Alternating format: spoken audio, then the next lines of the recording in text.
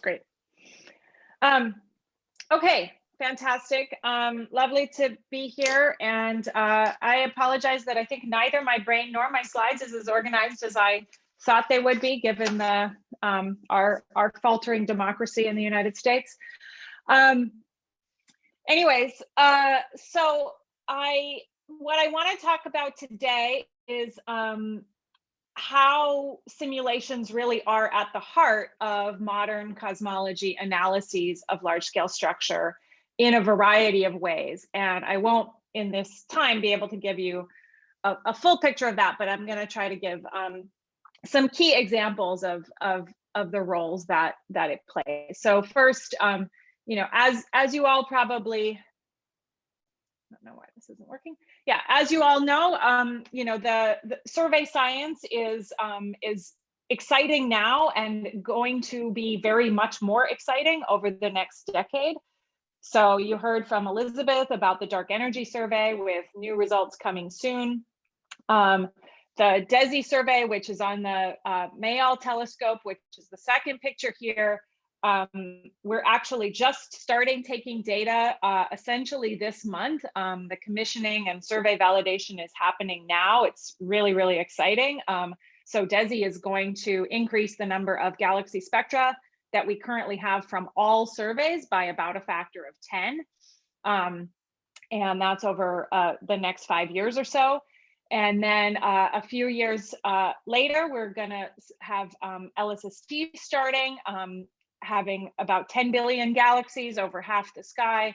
And then we have really exciting space-based surveys. The two I have examples here are WFIRST and Euclid. And then, of course, there's a lot of other multi-wavelength surveys that are also going to play a role in this.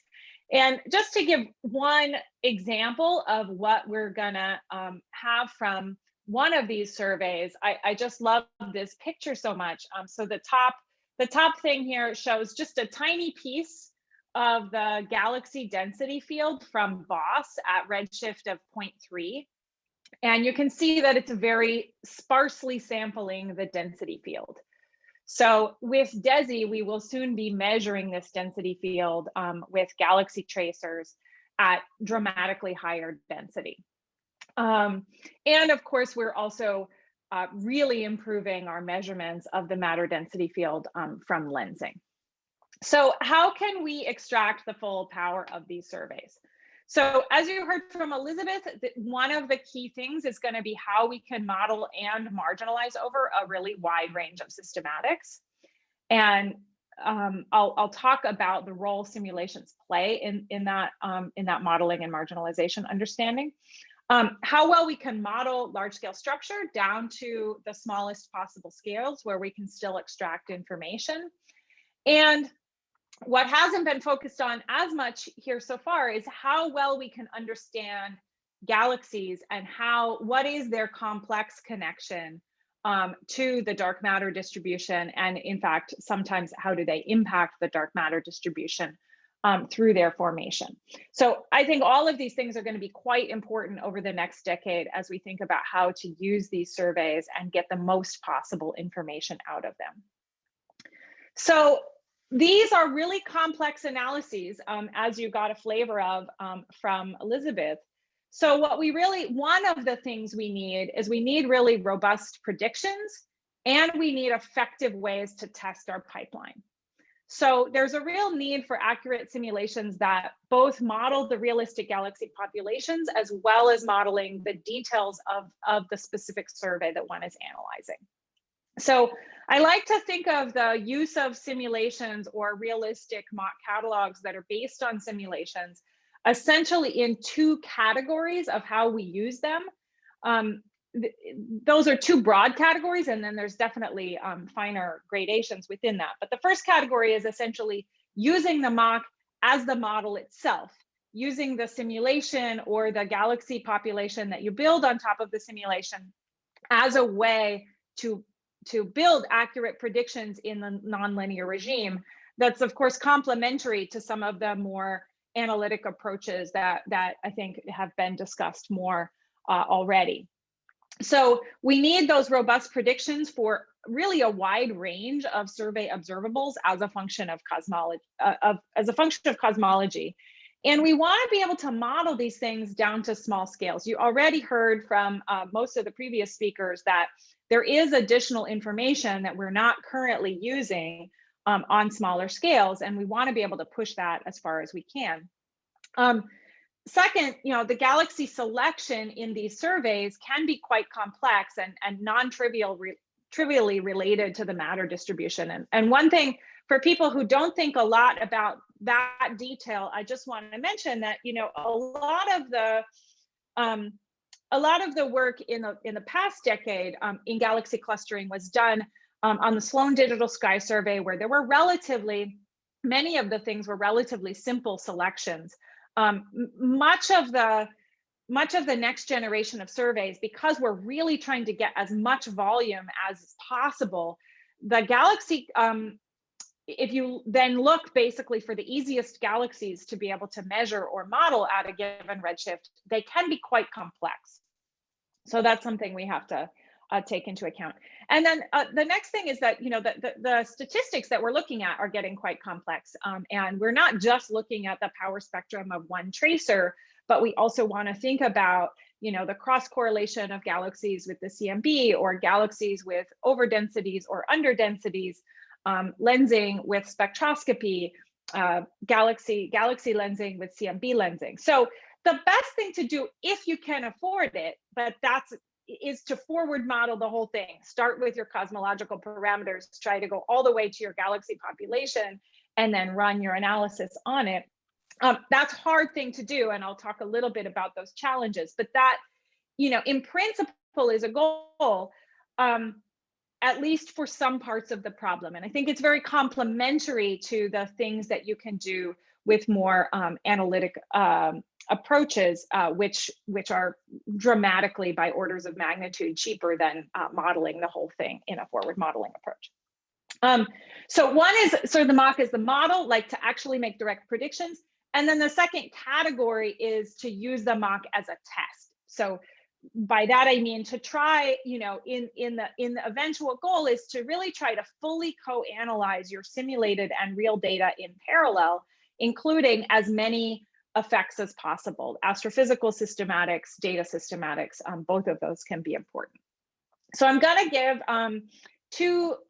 three examples of this. Basically, I'm going to start with examples of a mock as the test, talking about how we actually do end-to-end validation of the dark energy survey core cosmology results using simulations.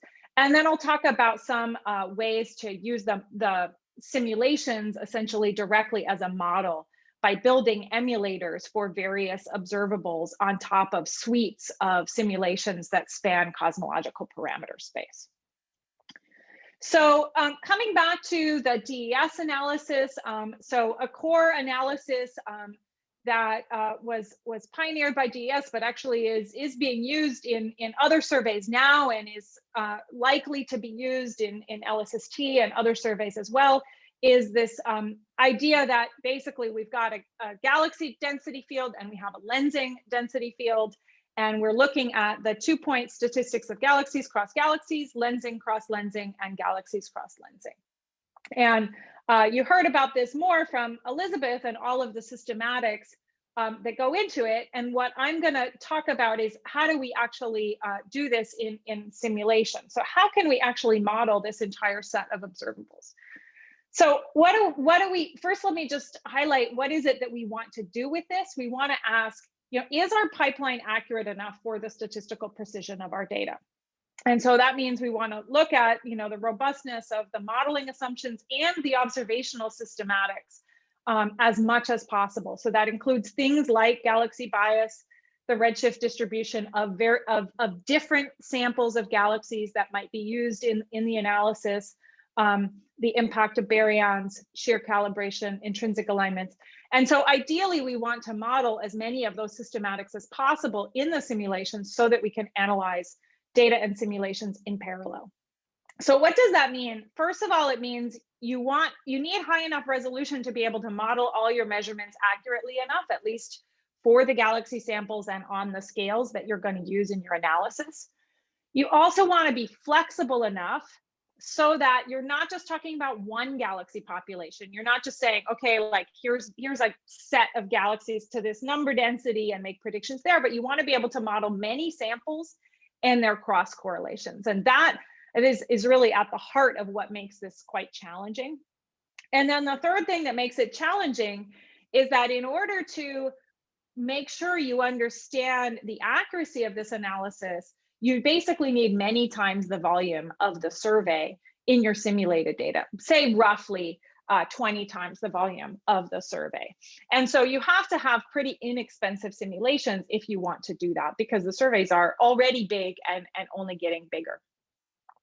So I'm going to just take a 2-minute diversion and just talk briefly about how do we model galaxies in general. And since I know some of the people on this call are experts in this and some might not know very much about it, there's a really wide range of ways we can think about how our galaxies and halos connected to each other.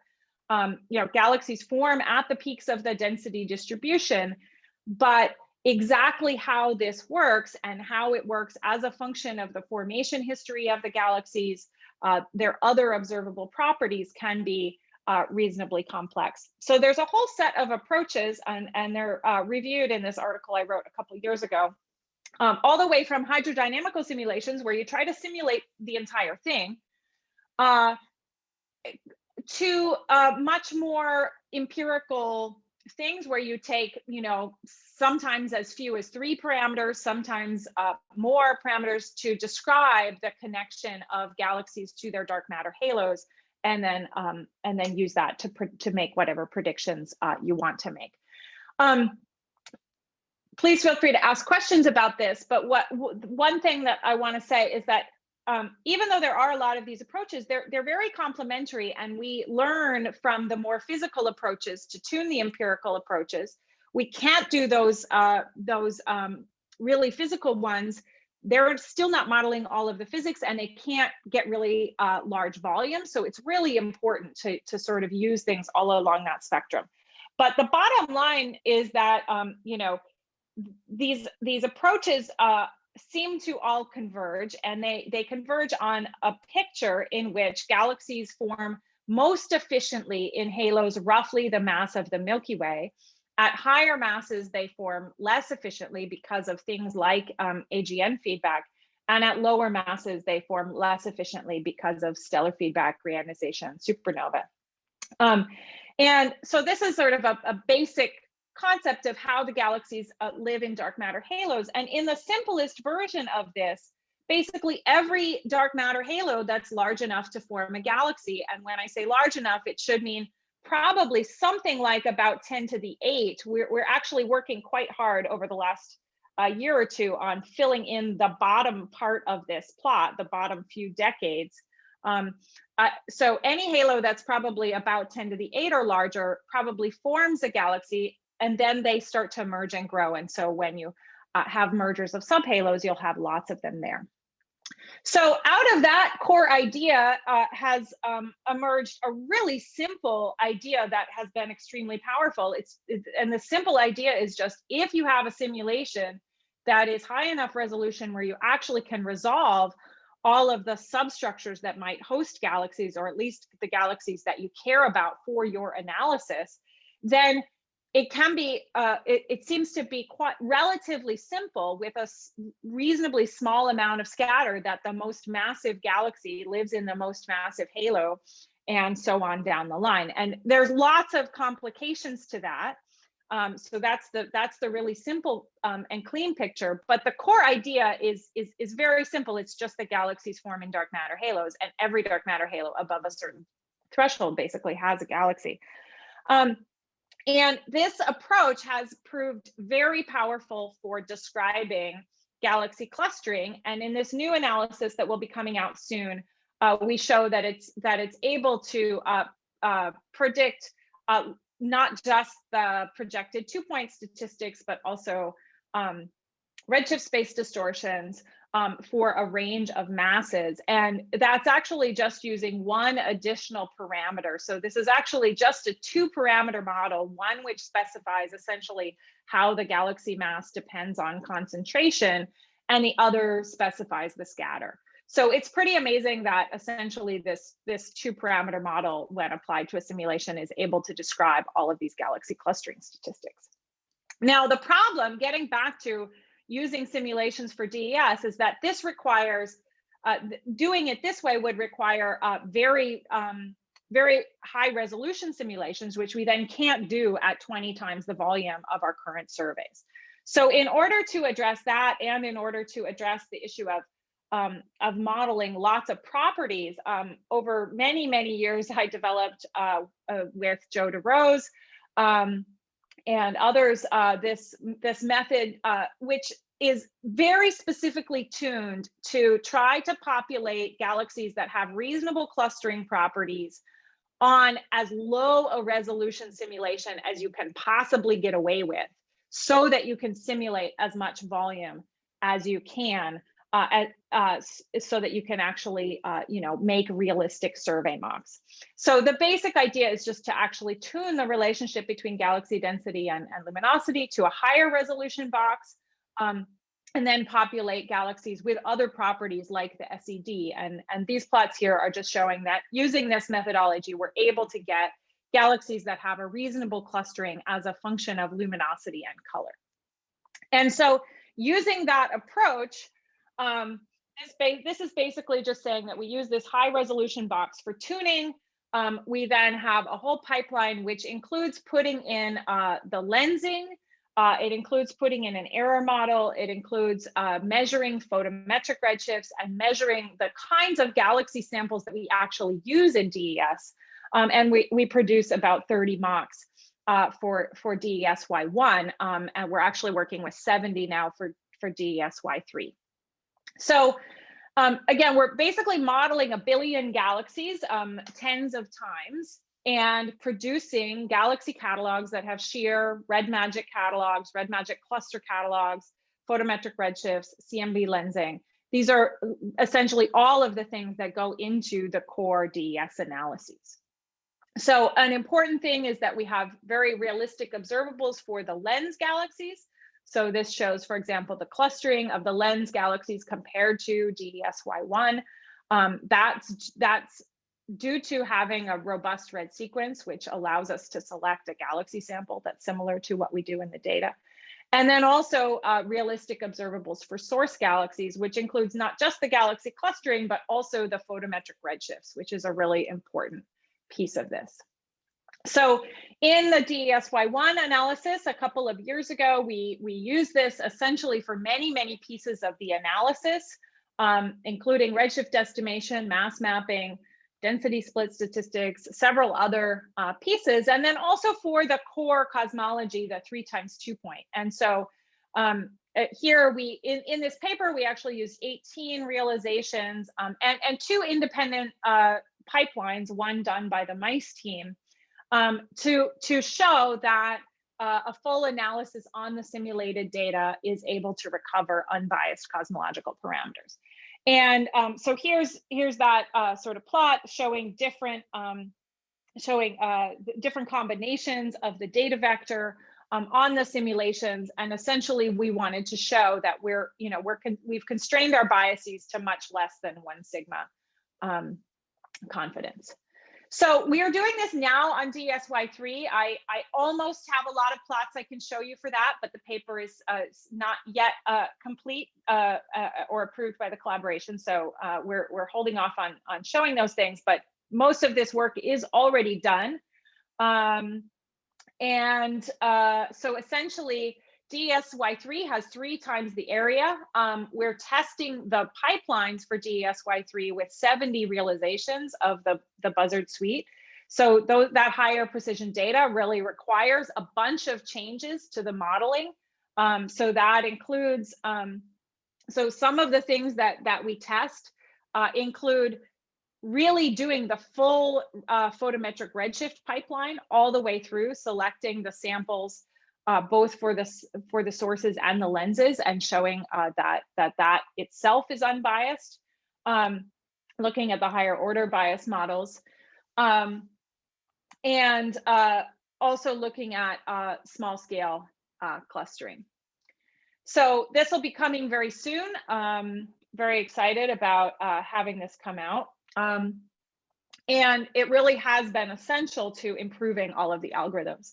I'll just mention one other example study, which Elizabeth also mentioned. We have this new analysis of 4 times 2 point plus n, where n is the cluster counts.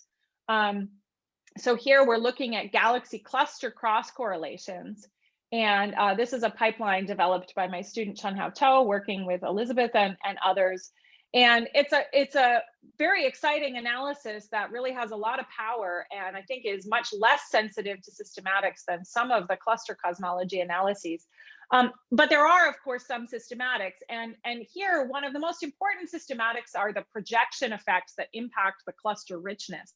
And so what this simulation program allows us to do, and again, we've basically run the entire pipeline all the way through to cosmology on a set of simulations, but we also look at sort of 3 realizations of galaxies on the same dark matter to test the systematics. So we can never treat these simulations as, for example, having exactly the same projection as the data, but what we can try to do is span the viable range of that in the data, and then show that in all of those cases, we get an unbiased result.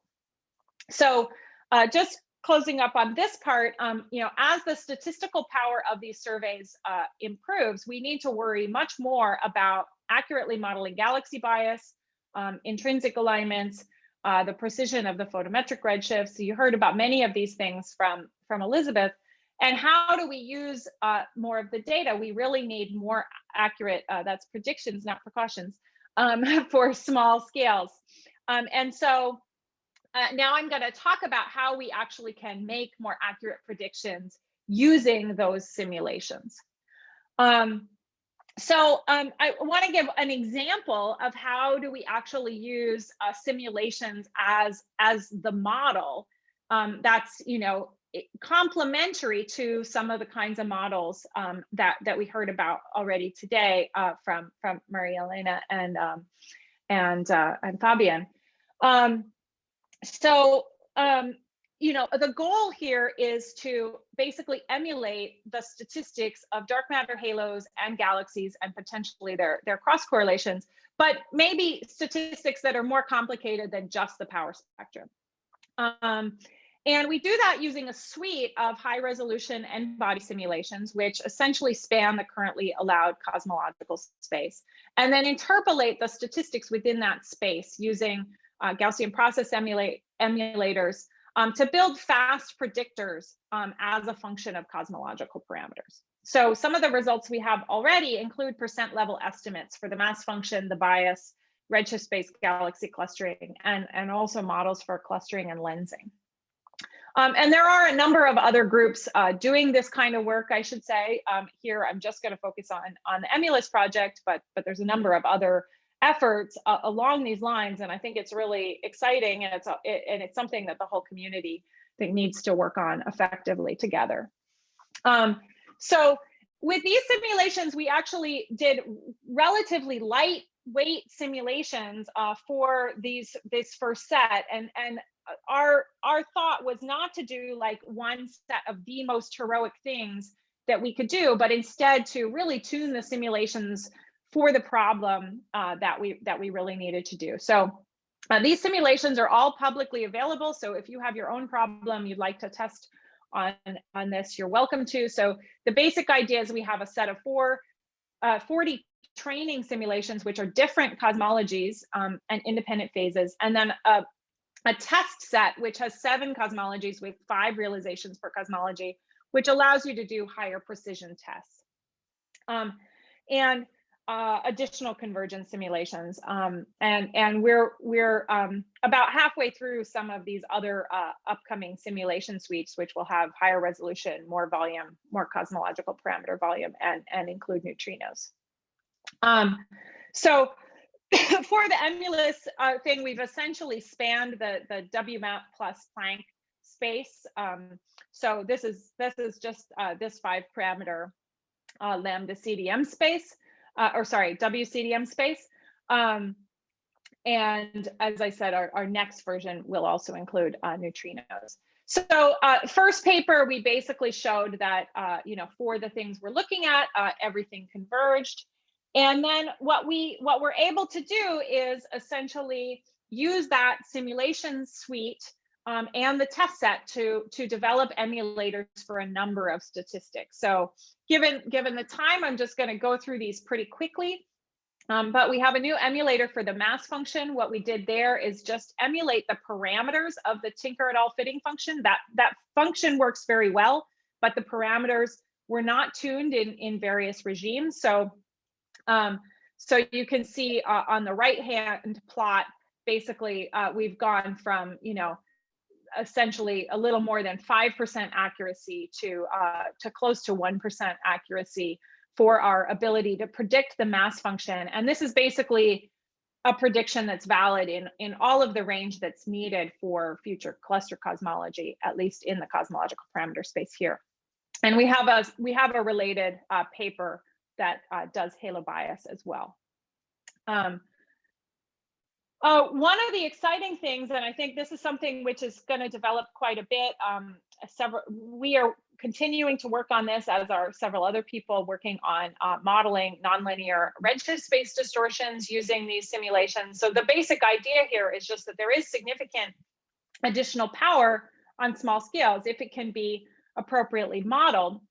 And so here we take the simulations and we populate them with a halo occupation distribution model. So that's something which just says the number of galaxies as a function of halo mass is specified in a certain way. And we use that to model the galaxy clustering and the redshift space distortions. And so the first thing we do in these kinds of things is that we try to test what is the accuracy of the prediction.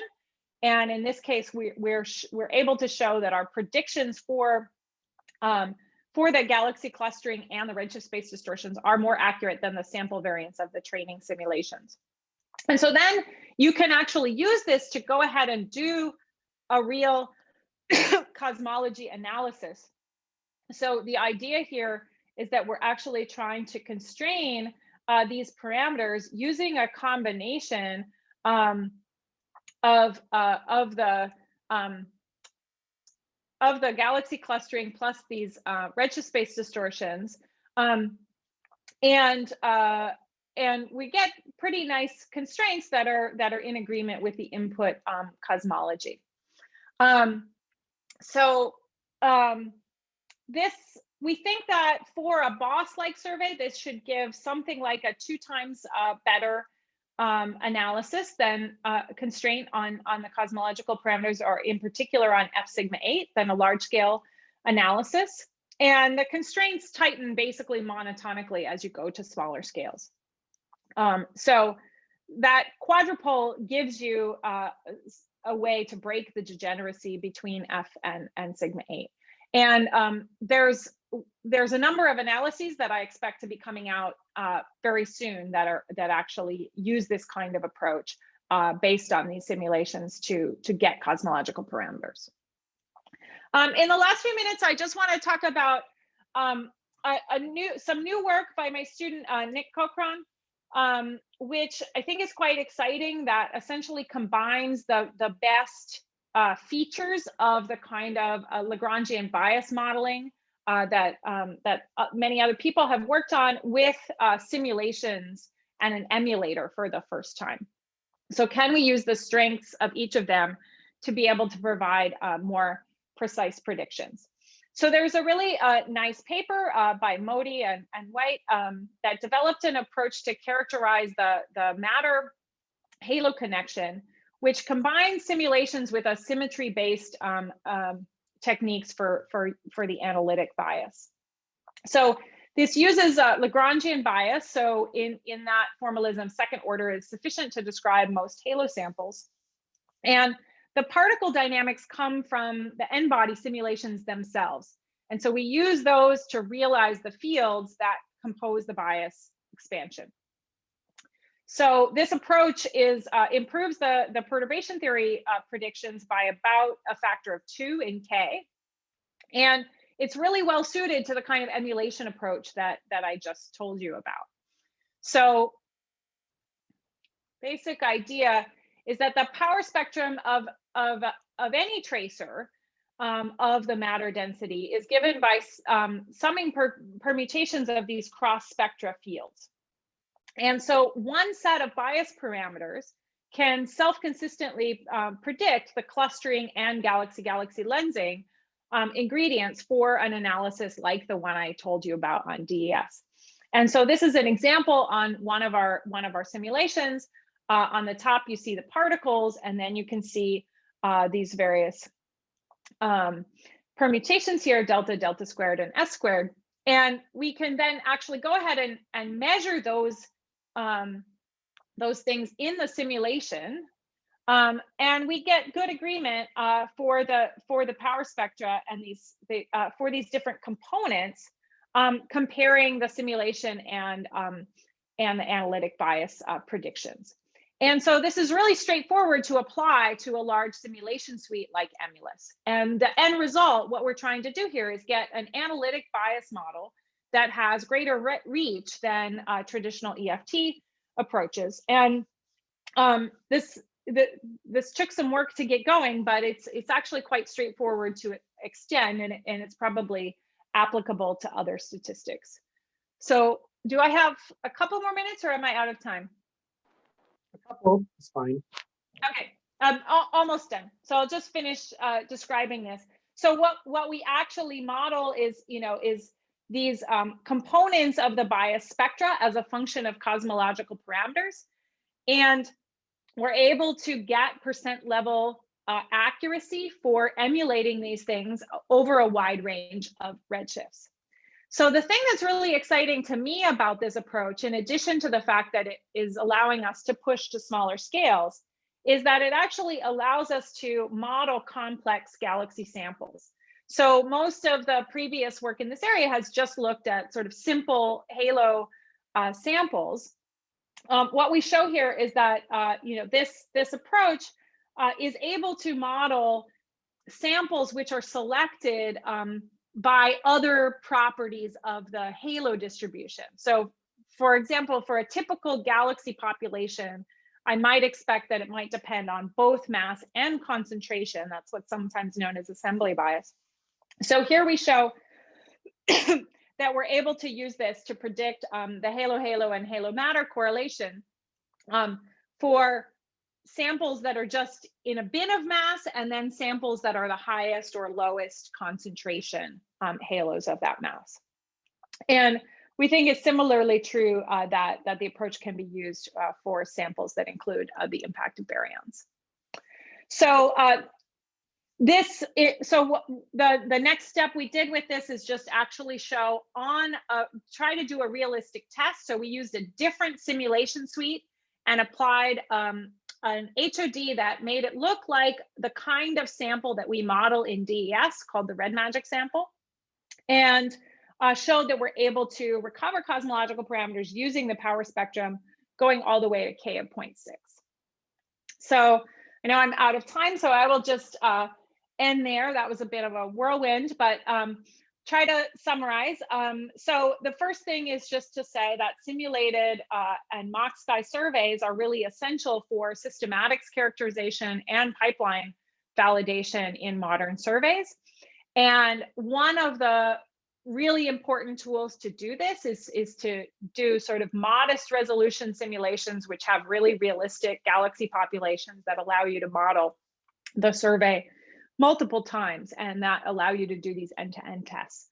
But I think that's a very important tool, but it's actually only one tool, and we really need to continue to sort of have this interplay between more physical models that cannot do such large volumes and have both approaches learn from each other. And then making the last point that large scale structure observables, especially on small scales where they're harder to predict analytically, can be predicted directly from simulations using efficient parameter space sampling and an emulator. And there's definitely a lot more information available to us on small scales.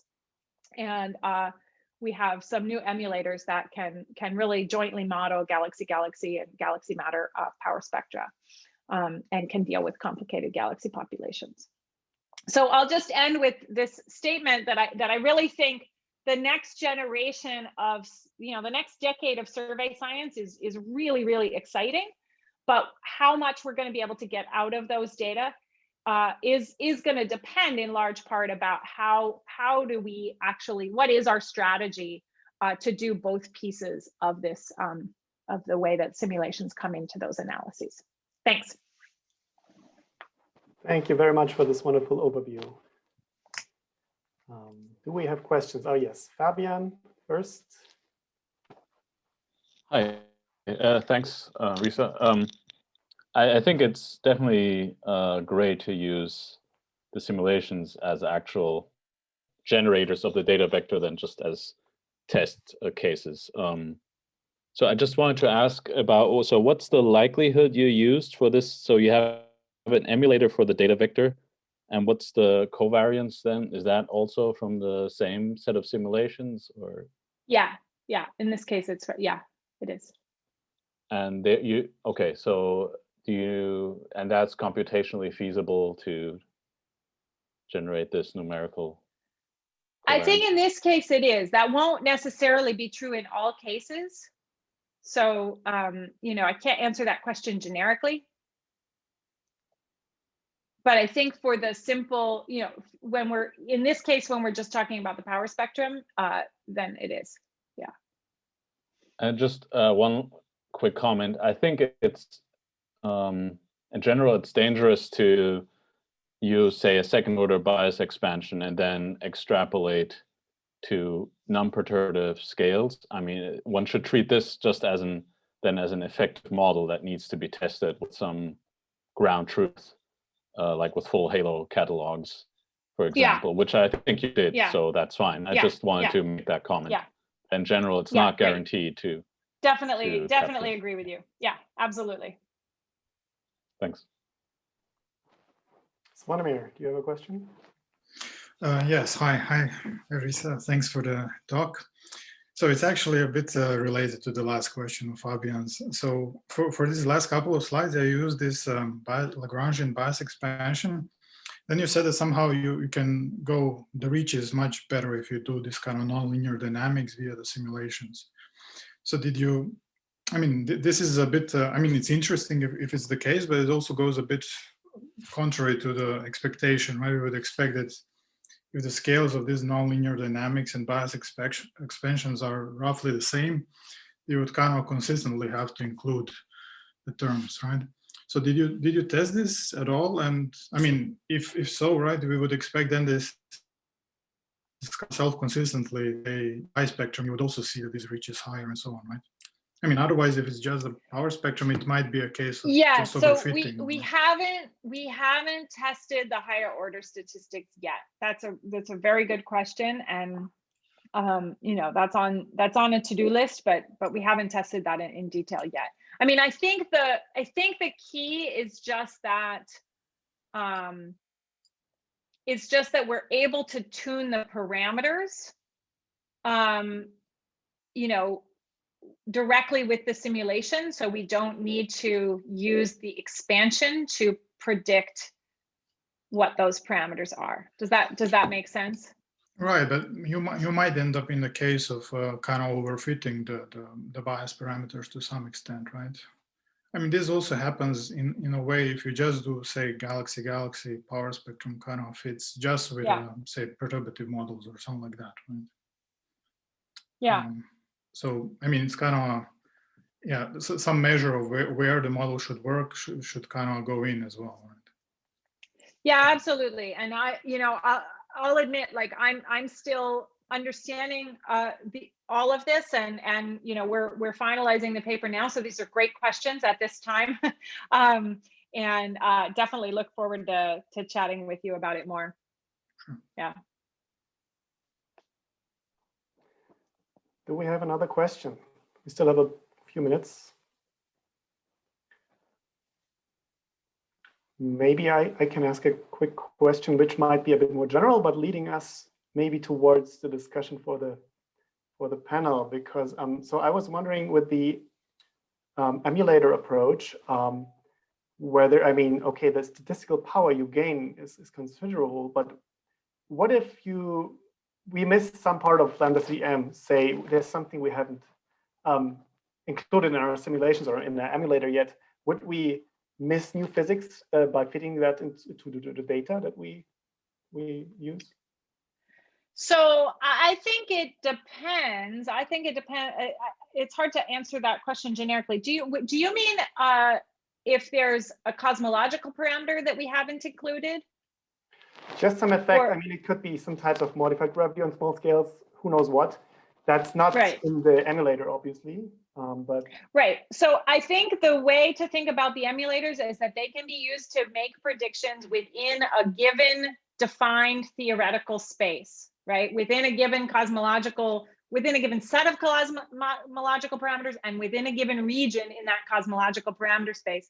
They really won't be effective at going beyond that space. So you can use them once you've written down your model. You can use it to predict the parameters of that model within some defined parameter space. It will be much less good at making predictions for, some other physics that's not included there. Yeah. Okay, thanks. There seems to be no more question, and we're very well doing on time. So I think we can move on with the panel discussion, and thank again, Risa, for this nice talk.